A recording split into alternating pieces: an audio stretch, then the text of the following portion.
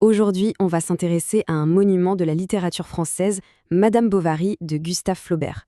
Mais attention, ce n'est pas juste l'histoire d'un roman, c'est l'histoire d'un livre qui a littéralement mis le feu aux poudres dans la France du Second Empire, au point de finir au tribunal. La question de départ est assez folle quand on y pense. Comment un simple roman a-t-il pu se retrouver sur le banc des accusés? Imaginez un peu la scène. Un auteur traîné en justice, non pas pour ce qu'il a fait, mais pour les mots qu'il a écrits, pour une héroïne de papier. Eh bien, c'est précisément ce scandale qui a rendu Flaubert et son personnage immortels. Alors, pour bien comprendre l'onde de choc provoquée par ce livre, il faut revenir un peu en arrière sur le contexte de sa publication et sur le procès qui a fait grand bruit à l'époque. Tout s'enchaîne à une vitesse folle. Flaubert passe 5 ans à écrire son roman. Et à peine est-il publié en feuilleton que, hop, le gouvernement de Napoléon III s'en mêle. Le procès a lieu, et quasi immédiatement après l'acquittement, le livre sort et connaît un succès phénoménal. On peut dire que la publicité faite par le scandale a été un sacré coup de pouce, même si ce n'était pas voulu. Alors, c'était quoi le problème au juste? D'un côté, on a le procureur, un certain Ernest Pinard, qui accuse Flaubert de rendre l'adultère beaucoup trop séduisant et surtout de ne pas condamner assez clairement son héroïne. Et de l'autre, la défense, qui plaide pour le réalisme. L'idée, c'est que Flaubert ne juge pas, il montre la vie telle qu'elle est. Et la morale, eh bien, elle est là, dans la chute terrible d'Emma. Pas besoin d'en rajouter. Mais au fait, qui est-elle, cette fameuse Emma Bovary, qui a tant choqué la société de l'époque? Pour comprendre le scandale, il faut d'abord comprendre le personnage et surtout les racines de son profond mal-être. Emma, à la base, c'est la fille d'un fermier assez aisé. Elle a la chance de recevoir une éducation au-dessus de sa condition, dans un couvent.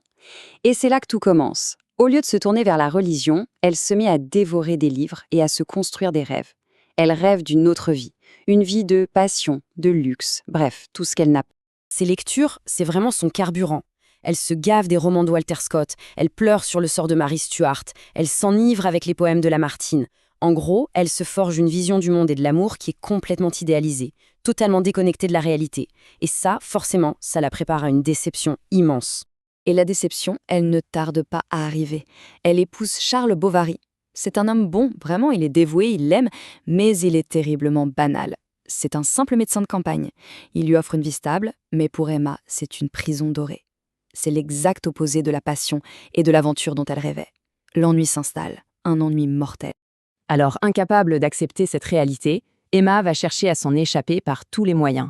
C'est le début d'une fuite en avant qui va la mener tout droit à sa perte. Elle va chercher l'amour, le vrai, celui des livres. D'abord, il y a Rodolphe, un propriétaire terrien du coin, qui la séduit et lui fait miroiter cette vie de passion. Elle y croit à fond, elle est prête à tout plaquer pour lui. Mais lui, il la jette sans le moindre scrupule. Plus tard, elle retrouve Léon, un jeune homme plus romantique, avec qui elle vit une liaison à Rouen. À chaque fois, elle pense avoir trouvé la sortie, mais à chaque fois, la réalité finit par la rattraper. Mais les amants, ça ne suffit pas à combler le vide. Pour que ses rêves deviennent un peu réels, elle se met à dépenser sans compter. Des robes, des bijoux, des objets de luxe. Et pour financer tout ça, elle commence à emprunter.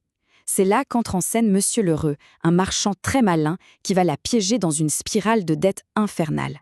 8 000 francs. C'est la somme finale de ses dettes. Ça peut ne pas paraître énorme aujourd'hui, mais pour l'époque, c'est une véritable fortune. Ce chiffre, il symbolise à quel point ses rêves l'ont complètement coupée du réel, jusqu'à la mener au bord du gouffre.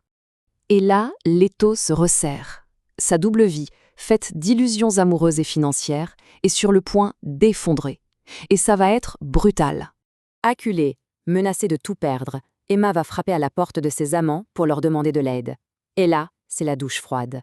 Rodolphe et Léon, les grands amours de sa vie, lui tournent le dos. Toutes les portes se ferment. Ses rêves se fracassent contre le mur de la réalité et de l'argent. C'est la fin du chemin. Il n'y a plus aucune issue. Plutôt que d'affronter la honte, la ruine et le retour à sa vie médiocre, elle choisit la solution la plus radicale. Elle vole de l'arsenic chez l'apothicaire du village et met fin à ses jours, dans une agonie absolument terrible. Et la tragédie ne s'arrête pas avec elle, loin de là.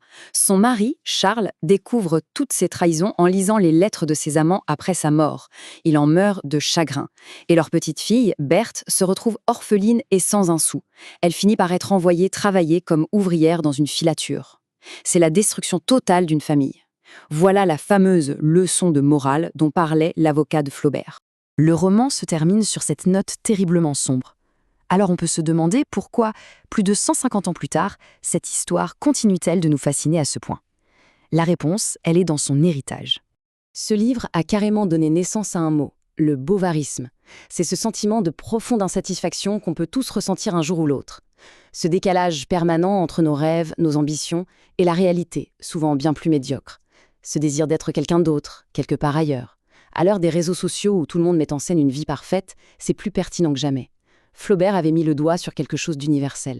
Flaubert lui-même le disait, il ne voyait pas Emma comme une sorte de monstre immoral, mais plutôt comme une figure tragique, qui représentait une souffrance bien réelle. Pour lui, des Emma Bovary, il y en avait partout en France, des femmes piégées entre leurs aspirations et leur quotidien étouffant. Et finalement, c'est la grande question que le roman nous laisse.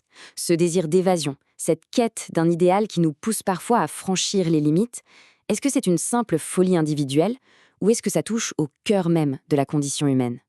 C'est toute la puissance de Madame Bovary, nous obliger encore aujourd'hui à nous poser cette question.